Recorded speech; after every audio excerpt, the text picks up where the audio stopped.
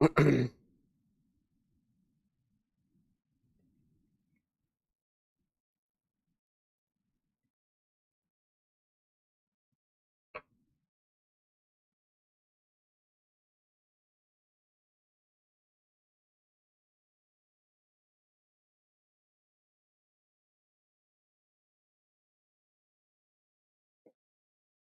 good morning everyone, my name is Lalit Soni and you are watching Drishti IAS. In this live session, we will be talking about the Indian Express of the day.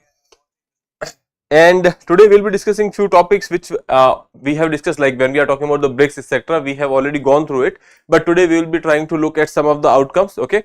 And other than that, there are certain articles which are important for your exams point of view. We will be talking about that. We will be starting with the practice question which was given to you in the previous lecture. After that, we will move to facts of the day and then the constitution related discussion, that is constitutional amendments we will be talking about, okay. So if we talk about the important articles of today, these will be the articles. What is BRICS Pay, okay. So this particular, you can say, instrument is there, or you can say this is how they will be you can say going for the international payment system. There is a, you can say, application or the system which will be generated for the international payments for the countries which are involved in BRICS, okay. So we will be talking about that. After that, we will be moving further with the state can regulate the industrial alcohol, okay. Now when we talk about the alcohol, it has been divided into two parts. Most of the time when we talk about the consumable alcohol which people use for intoxication etc., okay, so that is one thing, and second is the industrial alcohol. Earlier there was this judgment in 1990s which said that on the industrial alcohol the center has right to go for the taxation. That judgment has been overturned. We will be talking about that, okay. After that, E. coli outbreak in USA. In USA, you must have heard about this food chain, that is McDonald's, okay. Then when we are talking about this McDonald's, there are certain, you can say, infections after eating some burger over there, okay. So with respect to that, we will be talking about, and that infection is related to the E. coli, okay. So we will be talking about this particular thing. We will be looking at the, you can say, Indian circumstances as well, okay. Now let's move further and let's have a look at the front page of the newspaper over here. Modi Z handshake. We have talked about it, that there will be a bilateral meeting between the two leaders in Kazan, you know, on the sidelines of the BRICS meeting. So there was this, and they have actually talked about certain things, that is general stuff, that peace, diplomacy etc. We will be talking about that anyway. Other than that, right now when we are talking about the front page, there is nothing much, okay. Moving further, let's see the practice question, okay. What is significant about the Gurudwara Darbar Sahib in Kartarpur? It is the birthplace of Guru Nanak. Guru Nanak spent his last years here. It is the largest Gurudwara in the world and it is located in India, okay. Now when we talk about Kartarpur, that is located in Pakistan. So last statement is incorrect, okay. Looking at the option B, that is the most probable and the right answer, because Guru Nanak has spent his last years at the Kartarpur Sahib, okay. Then when we talk about this Kartarpur, we have talked about the you can say Kartarpur corridor as well, okay. So it is between India and Pakistan. So for the visa free entry of the pilgrims to this particular area, okay, this is an important holy site for Sikhism, okay. Anyways, now it was in news because it has been renewed, okay. The agreement between India and Pakistan with respect to the Kartarpur corridor has been renewed for the next 5 years, okay. So we have talked about it. Now let's move further. Before moving further, for you on the occasion of Diwali, Drishti IAS has bought this particular offer of 40% off or 40% discount on all online pen drive courses, test series and distance learning programs, okay. This offer will be valid from 26th to 28th of October. To avail the offer, you can directly click on the link which is given in the description. You can fill out the form and secure your seat, or you can call on these numbers which are given on the screen, that is 8010440440 or 87501 okay. And don't forget to subscribe the channel. Now let's move further and discuss the today's fact of the day. Recently there are 2 leaves of copper plates has found, okay. When we talk about the historical sources, you must have heard about the inscription, you must have heard about the coins, and there are these copper plates etc. These are basically serving as an instrument which are telling you about the history, okay. Now these are the sources of the history, you can say. So recently a collection of copper plate inscriptions featuring 2 leaves from 16th century CE was discovered at the Sri Singeshwar temple in Medipu village, that is Tiruvallur district of you can say Tamil Nadu. Okay. Now when we talk about this particular you can say 16th century copper plates which has been found, these belongs to the era of Krishna Deva Raya. Okay. So that was there. So just know that from the Sringeshwar temple in Medipu village and Tiruvallur district of Tamil Nadu, from there they have found the you can say these copper plates over here.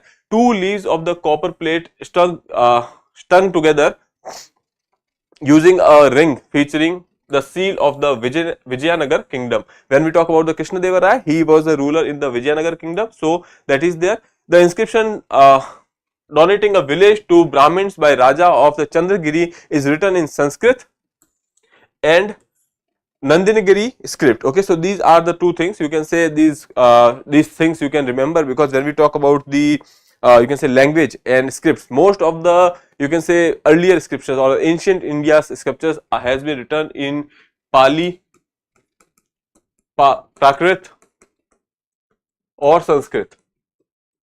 Okay, so that was there. Now when we are talking about this one, this is written in the Nandinagari script. Okay, Nandinagari script, that is there, and in the you can say it is also written in the Sanskrit language as well.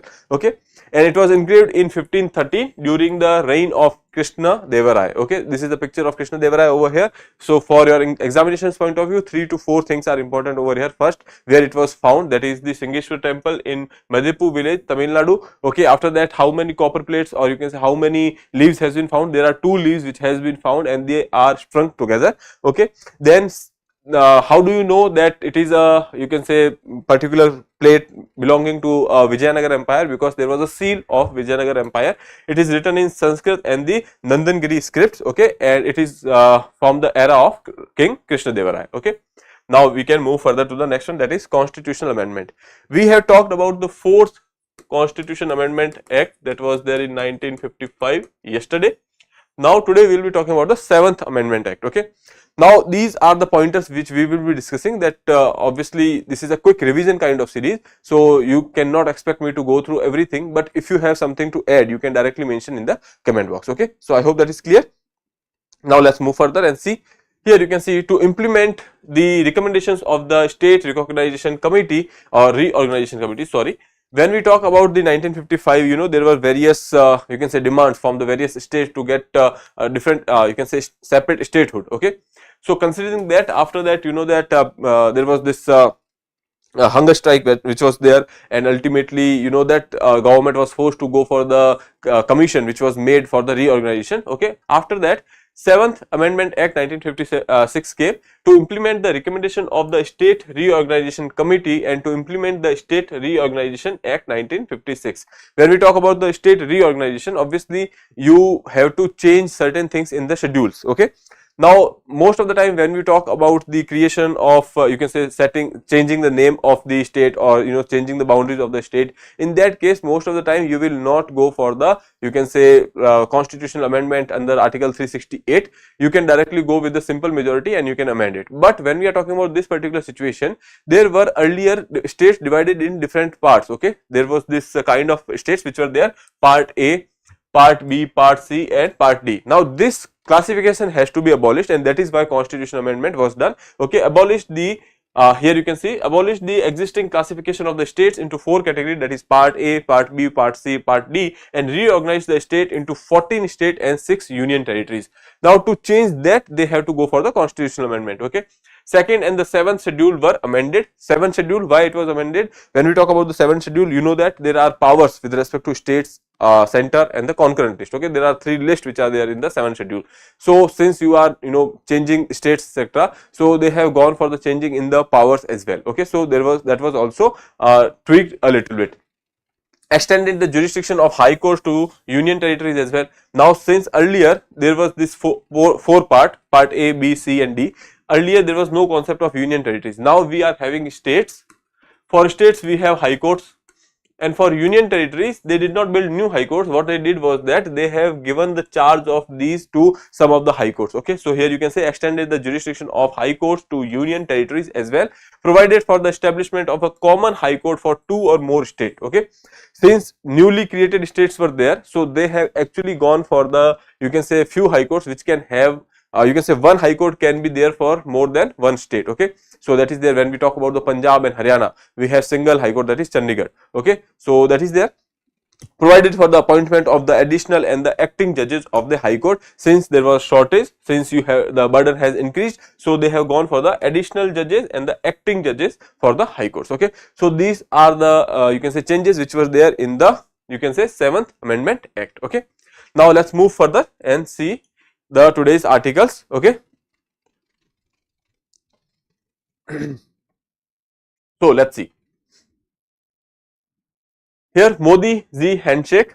Okay, the peace on the border, our priority. Modi Ji after the first bilateral in the 5th year. Okay, in 5 years. Okay, now the problem is that we have discussed about all these things. Whenever there is an article with respect to bilateral meetings, etc., there is nothing concrete which is happening, because they will be talking about the, you can say, peace and stability in the region. They will be talking about the trust building among the two states, etc. So similarly, they have talked over here as well. Here you can see, maintaining peace on the border should be our priority, and mutual trust and mutual respect and mutual sensitivity should be the basis of our ties. Okay, then while both Modi and Xi emphasized the importance of the properly handling the differences and the disputes. So obviously these are something general points which are there. Other than that, recently you know that there was this agreement which has happened on the borders with respect to the petroleum.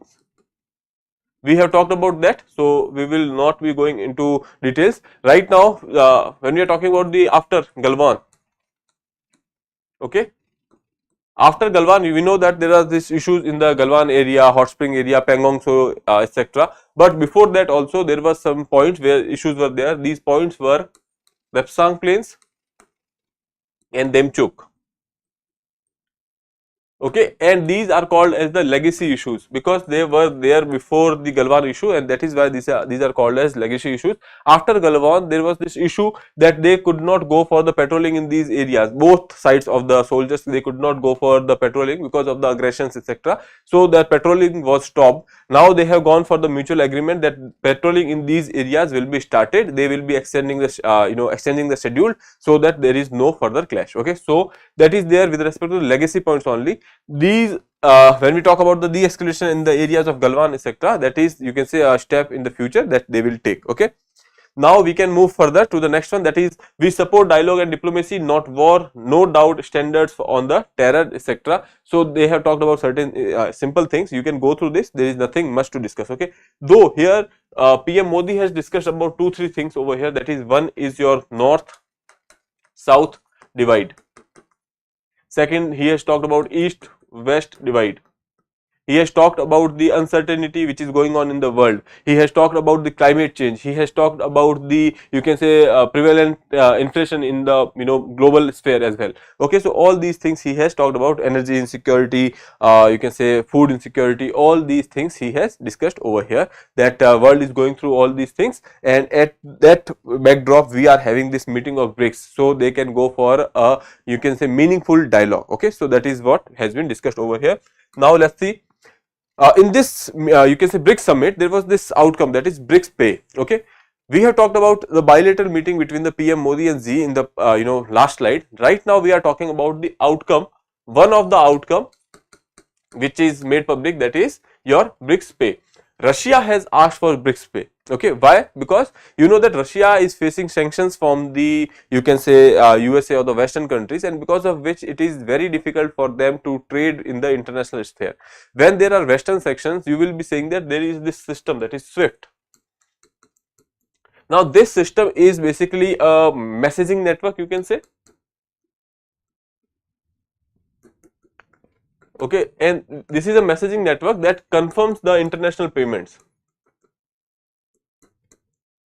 Okay, so if you are going for any kind of transaction between two countries is there, okay, it will be happening through the SWIFT system. Okay, but if there is this you can say sanctions on a particular country, that is the case with respect to Russia right now, they will not allow Russia to use this particular system. So how will they go for the international payment? So they will go for bilateral agreements, etc. So when we talk about you can say India and Russia, we have the rupee swap, okay, we have trade in rupee and ruble. So all these things they can do, but the thing is ultimately it is a hindrance. Okay, so that is why Russia said that we can go for the BRICS Pay. Okay, they will generate an alternative you can say payment infrastructure on the lines of SWIFT, so that they can go for the trade without the you can say having any kind of interference from the Western allies. Okay, so that is their Western countries you can say. A proposed international payment system for BRICS members, Brazil, Russia, India, China, South Africa. Now this has been extended, you know that we have discussed. Okay, there are other countries which has been part of it. Then it plans to use the existing infrastructure such as Russia's MIR network and India's UPI network. Okay, so they will be using Russia's MIR plus UPI from India. Okay, so they will be you can say utilizing what is existing already, and then they will go further on that. Okay, now blockchain technology will be used to validate the transactions, ensuring the efficiency. Blockchain is kind of a decentralized system wherein you can say when there is a transaction which has happened, that will be approved from the all the nodes which are there. Okay, that means that there will be an entry, and that will cannot be you can say deleted from one side. So that is why we can say that it is a decentralized system, that is blockchain. Okay, you can read about it, I cannot go into details of that right now. Okay, BRICS Pay is the is intended to function similar to the Europe's SWIFT network and India's UPI. So as I told you that these are basically your messaging network, and India's UPI is a payment transfer system which we are having. Okay, so that can be done over here. Now moving further, reason for the BRICS Pay, why we are why there is this thing that you can say BRICS countries are going for it. Here you can see global financial system is dominated by the Western countries. Not only financial system, but the global institution, if we talk about WTO, okay, IMF, World Bank, all these you can say institutions are also dominated by the Western countries. Okay, that is why we need an alternative architecture, which right now you can say in Asia, which is developing in the form of SCO, in the form of BRICS or New Development Bank, etc. There are, or you can say Asian Development Bank. These are the alternative infrastructure which is developing in the Asia. See, BRICS, representing the 37% of the global economy, seeks an alternative financial system, and the International Monetary Fund, IMF, and the World Banks are perceived as not benefiting the BRICS countries. As I told you, these are the institutions which are dominated by West. Okay, so they are saying that they are not benefiting the BRICS, they are benefiting the Western countries. Okay, now Russia's financial system was severely impacted by the sanctions following the invasion of Ukraine in 2022. Before that also, when there was this Crimean annexation which has happened in 2014, after that also some sanctions has been put by the Western countries on Russia, and since 2022 we have seen that after the Ukraine war there are various, or you can say the number of sanctions has increased over here. Okay, now moving further, why Russia is pushing for the BRICS Pay, which we have already discussed. Part of Russia and China's strategy to reduce dependency on the US dollar. Okay, we are going for the de-dollarization over here.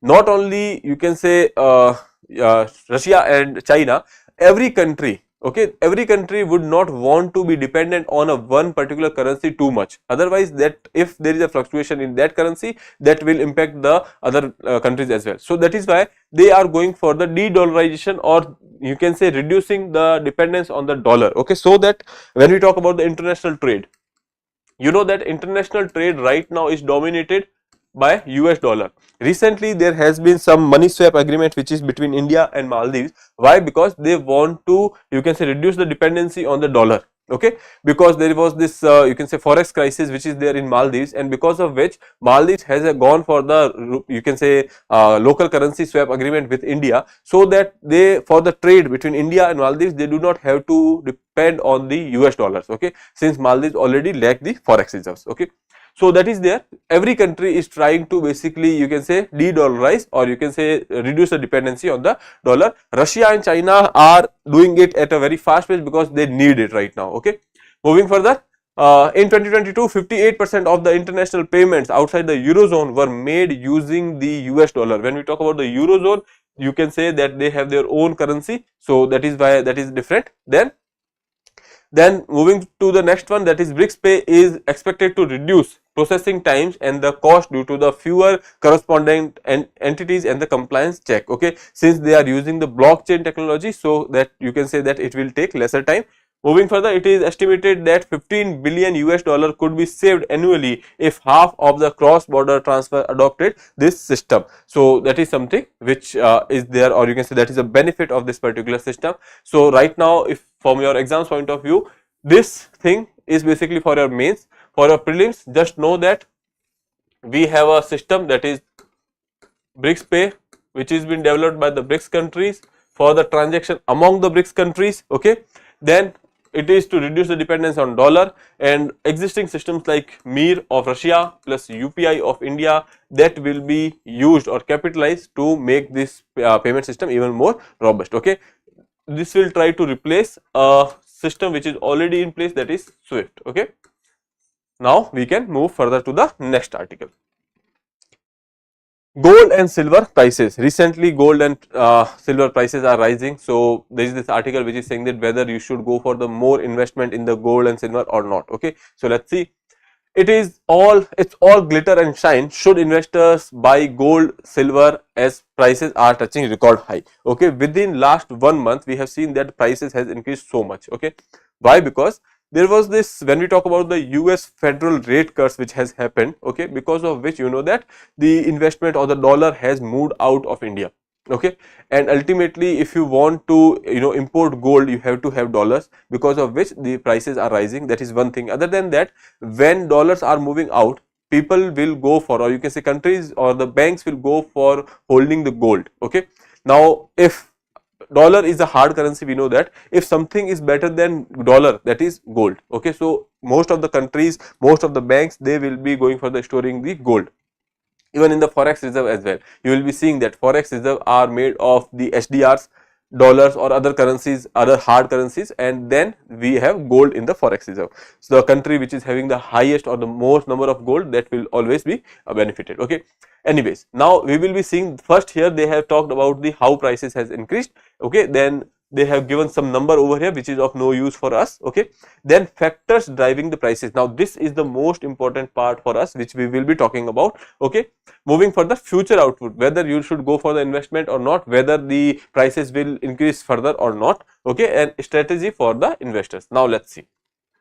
Gold and silver prices at record high. Gold, that is 24 carat, reaches all time high of 78,703 for the 10 grams. Silver is trending around trading around 91,595 per kg. Okay, these are the, you can say, prices right now. You don't have to worry about all these things. That is not important. They will never ask you this. Prices are driven by the mix of factor, including the global geopolitical concern, heavy buying from the central banks. Why buying from the central banks? Because as I told you, the you can say dollar, they have actually gone for the, you can say, rate cuts, and because of which dollar is getting strengthened, because demand of dollar is increasing in the you can say markets. Now market predictions, if we talk about, investors are considering gold and silver due to their status as safe haven assets during the times of the economic uncertainty. When we talk about the economic uncertainty or when inflation is rising, all these things are there. In that case, gold are considered as the safe haven, because that is a asset or that is a commodity which price will always increase. We have seen that in last you can say, in my experience, I have seen that if the prices of gold are increasing by 3,000, they will only decrease by some 1,000 or 500. Okay, so in long term you will be seeing that the gold prices are always increasing. That is why it is a safe haven. Okay, so mostly people will go for the, you can say, investment in gold whenever there are economic uncertainties. Okay, now here you can see expectations of the future rate cuts by the US Federal Reserves are influencing the market behavior. And one more thing is that there are US you can say federal rate cuts were there, and it is expected that in the next cycle also they will go for the further rate cut. If they go for the further rate cut, that means that the prices will be more high. Okay, so that is something. So moving further, let's see factors behind the price surge. So first is your growing demand due to the concerns about the global economy. Okay, economy is in trouble, people will go for the safe haven, people will be going for the safe investment, and gold is one of them. So because of which people are investing more in gold, that means that demand of gold is increasing. If demand is increasing and supply is less, in that case what will happen, your prices will increase. That is simple demand supply rule. Okay, then moving further, accumulation by the central banks. So similar thing goes for the, you can say, banks as well. If a consumer is thinking that there is this uncertainty in the market, I should go for the safe assets, so why not banks? Banks will also think on the similar line. Okay, they will go for the accumulation of the, you can say, gold. So that is the second factor. Again, because of the accumulation by the central banks, what happens is that demand in the market increase, because in market there will be a shortage. Then moving further, tensions in the Middle East. You have seen that there are war. Whenever there is a war, you will see that there will be inflationary tendencies which will be there in the market. Okay. Then de-dollarization effort by the countries trying to reduce reliance on the US dollar. Now reliance on the US dollar is decreasing, as we have just seen that we are going for the BRICS Pay. Before that we have this currency swap agreement between India and Maldives. We have seen that there is this currency swap agreement between Russia and India. Okay, Iran and you can say India has tried to go for the trade in rupee. Okay, so all these things are there. This is basically de-dollarization. Okay. Now, what is the investment strategy? If you are thinking about investments, what should be the strategy? Since the prices will go further more, or they will further increase, that is why you might go for the, you can say, investment in the gold here. Experts recommend diversifying the mix into physical gold, ETFs and the gold related mutual funds. Okay. Now, going for the only gold as a physical asset, that can be a problematic thing. So you can go for the some mutual funds related to it. Okay, you can go for the gold bonds which are there. You can say government is also coming up with the gold bonds, etc. So you can do that as well, and some of the gold that can be there in the physical form as well. So you have to diversify your you can say prospects over here. Gold prices are expected to continue rising over the short to medium term due to the inflation and the global risk. So that means that prices will even go further high. Okay. Now we can move further to the next one, that is talking about the state can tax regulate industrial alcohol. Supreme Court in 8:1 majority, they have given this ruling. Okay. Now why this particular ruling? So as I told you that there is this intoxicating alcohol which is consumable. Okay, and then there is this industrial grade alcohol which is used in the industry. Now there are two things. One, central government is you can say going for the taxing the industrial alcohol, and the state government is going for the, you can say, normal consumable alcohol. The you can say rationale behind there was that the central government will be holding the, you can say, industrial alcohol, because that is anyway is not going for the consumption of the consumers, and that is why central government will be taking care of that, and the, you can say, state government will be going for the, you can say, consumable alcohol. But the problem is that there can be misuse of this particular thing. Okay, because generally on the alcohol, state governments charge higher taxes because that is a source of revenue. Okay, now central government is holding the industrial alcohol, rates are relatively lesser, so there are high chances that people might buy this alcohol used in the, you can say, or you mix it with the consumable alcohol, and then you can say they can go for the sale in the market. That is what is called as the poisonous alcohol, etc. Okay, now because of which there can be health concerns, etc. Okay, so there can be a misuse, and now in the Supreme Court judgment here we will be seeing what Supreme Court has said. So let's see. The Supreme Court in 8:1 majority ruling held that the state has the power to regulate and tax industrial alcohol as well. The court interpreted the phrase intoxicating liquor in the state list to include industrial alcohol. This particular word was used in the, you can say, your 7th schedule. And in the 7th schedule we have state list. In the state list it is written that intoxicating liquor. Earlier it was assumed to be consumable alcohol.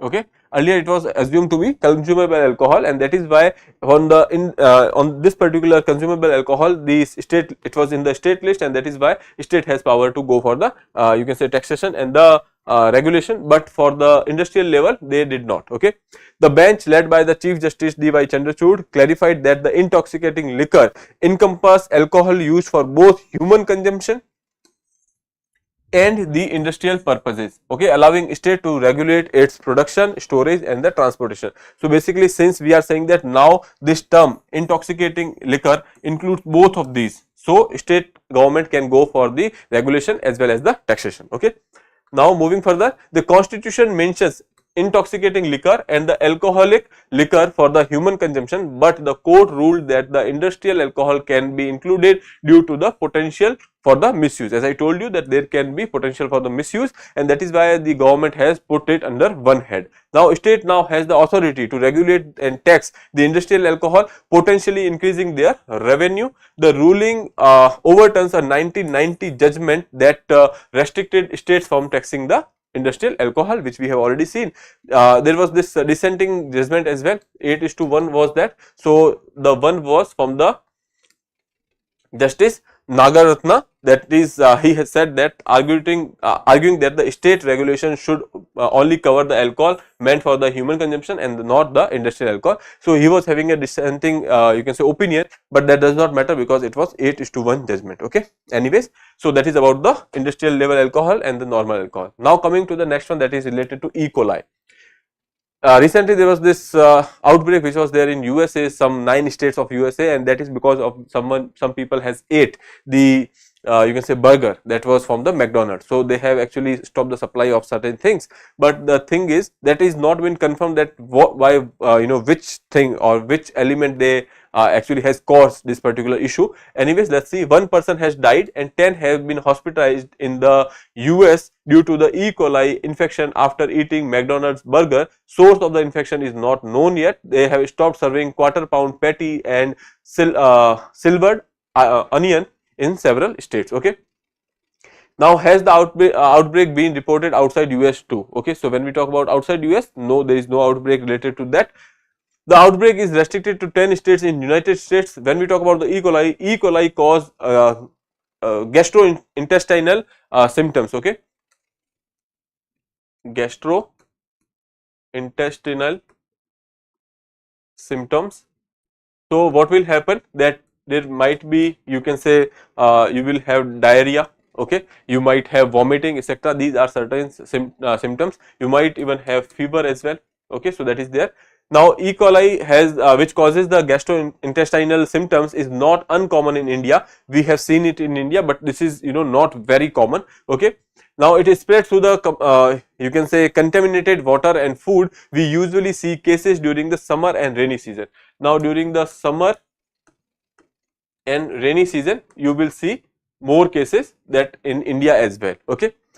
Now here you can see among the gastrointestinal and the urinary tract infections, that is UTIs, E. coli is one of the most common pathogens. So that is there. It is, when we talk about E. coli, it is a bacterial infection. Okay, please remember that. Now moving further, how common E. coli infections are. More than 500 outbreaks of diarrhea disease are reported across India in 2023. That is what the data is from the National Center for the Disease Control. The E. coli is the most common bacteria isolated from the patient sample, found in 23% of the all type of patient sample from the tertiary care in the hospitals across India. Okay, so nearly 23% of the samples will be from the E. coli bacteria. So that is the prevalence of E. coli in India. Moving further, the Food Safety and the Standards Authorization FSSAI is working on creating a network of 34 microbiology labs, which will actually across India they will be testing the foods, and they will be seeing that whether there are any kind of pathogens which are there. They are working on 10 pathogens. Okay, they will be testing for the 10 pathogens in the food. Okay, so that is there. Among them, one is your E. coli, Salmonella and the Listeria. These are the, you can say, pathogens for which they will be looking. And what are the infections symptoms? As I told you, there can be fever that can be more than 102 degree Fahrenheit. Then they can have diarrhea.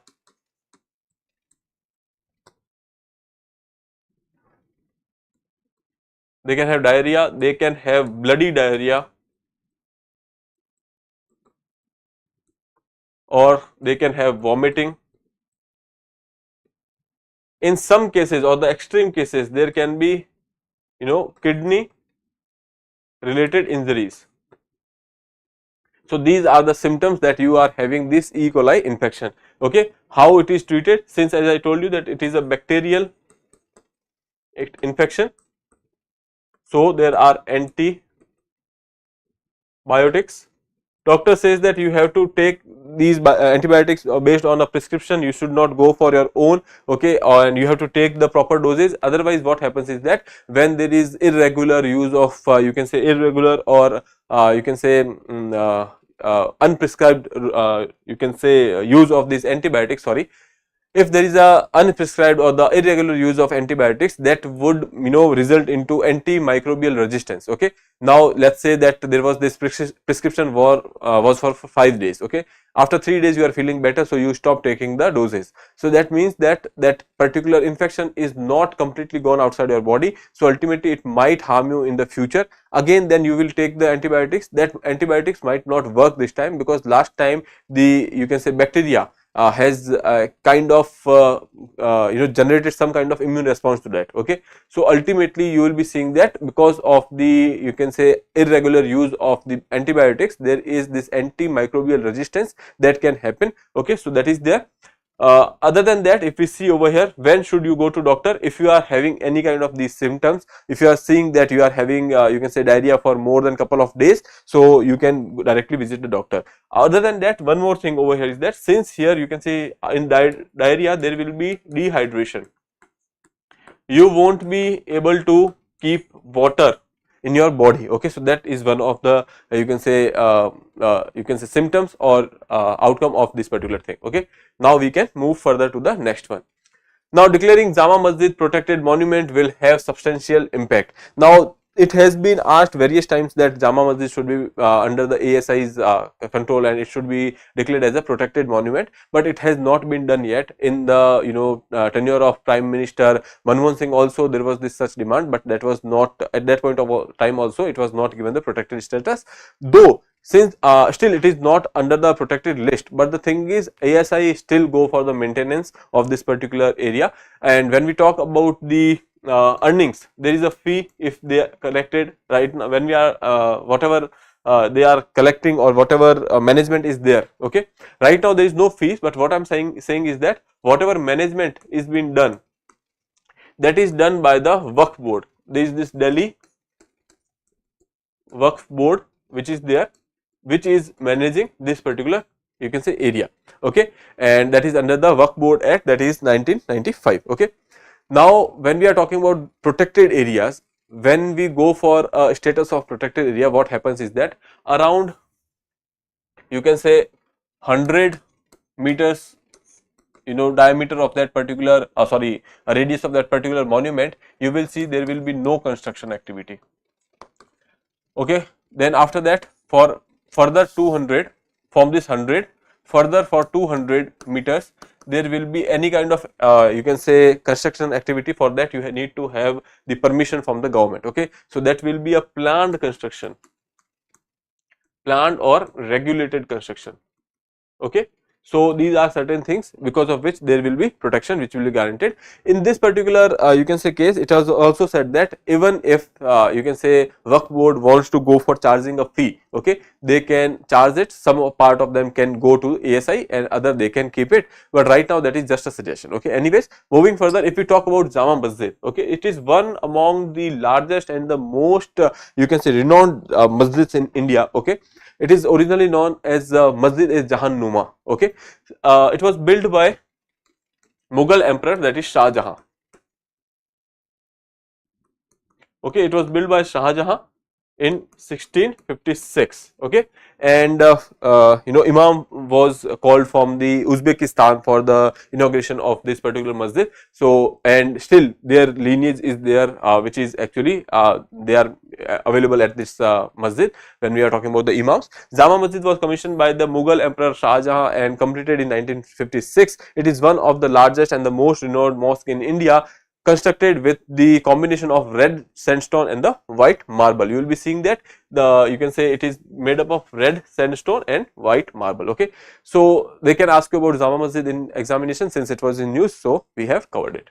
Now moving further, when we talk about environment, India goes to Kenya looking to source cheetahs better suited for the home conditions. Okay, now we have bought cheetahs from South Africa and Namibia.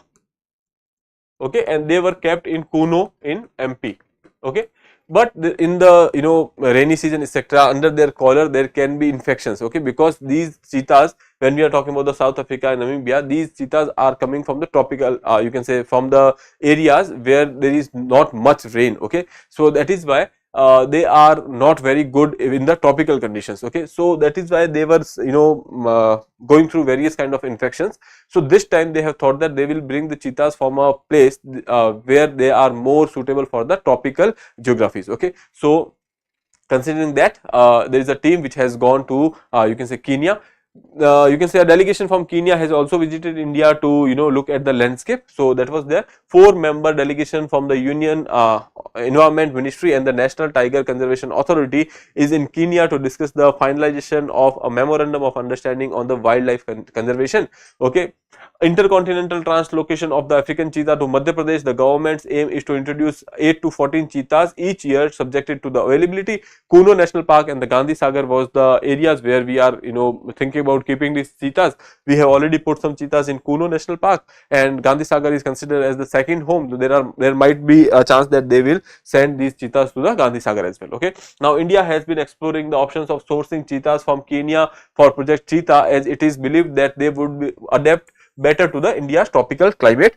Cheetah sourced from the southern hemisphere countries like Namibia, South Africa had developed winter coats during the Indian monsoon, and the dampness led to the fatal infection under the radio collars, okay. So because of this infection, we are considering that we might go for the cheetahs from Kenya this time, okay. Other major collaboration, if we talk about, that is capacity building, research, training of the field staff, wildlife management and the habitat management. When we talk about the location of Kenya, here you can see this is the Horn of Africa, and some part of there is in Kenya as well. This is Kenya. Here we have Uganda, Ethiopia, Somali and Tanzania, okay. So that is about the location of, you can say, Kenya in Africa.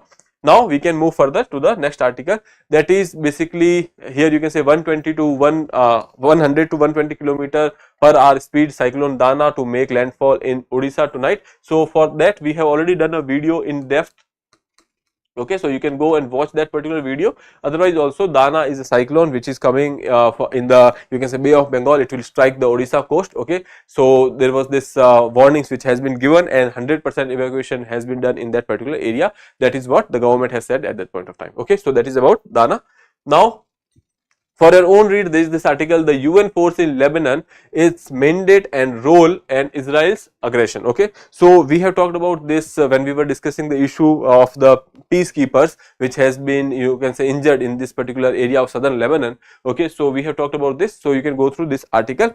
So that is about today's discussion. With that, I would like to take your leave. Before that, we will be discussing a practice question for you, which you can attempt and answer to me in the comment box, okay. So question is, which existing infrastructures will be utilized by the BRICS Pay, okay. Swift and PayPal, Mir and UPI, Bitcoin and Ethereum, and Ripple and UPI, okay. So you can attempt this question and answer to me in the comment box. With that, I would like to take your leave, and if you have not subscribed the channel, please subscribe it. Have a nice day. Thank you.